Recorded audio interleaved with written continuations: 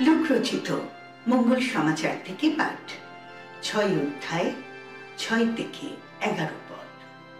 অসহায় মানুষকে সাহায্য করা বিশ্রামবারেরও ধর্মসম্মত কাজ।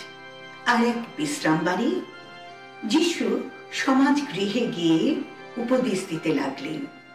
সেখানে একজন লোক ছিল যার ডান হাত নুলো।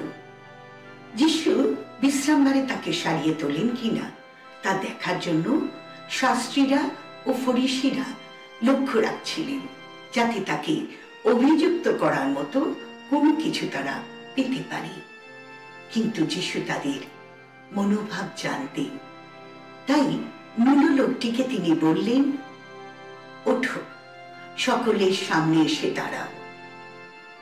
লোকটি তখন উঠে এসে সেখানে দাঁড়ালো। এবার যিশু তাদের বললেন, আমি আপনাদের জিজ্ঞেস করছি, বলুন, বিধানের দিক থেকে বিশ্রামবারে কোন কাজটা করা উচিত? কারো উপকার করা না অপকার করা? কারো প্রাণ রক্ষা করা না বিনষ্ট করা? তিনি একবার চারদিকে তাকিয়ে তাদের সকলের দিকে তাকিয়ে দেখলেন। তারপর সেই লোকটিকে বললেন, হাত বাড়াও। সে তাই করল, আর তার হাতটিও তখন সুস্থ স্বাভাবিক হয়ে উঠল।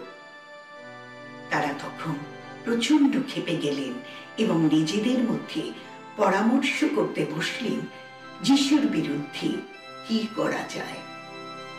প্রভুর বাণী।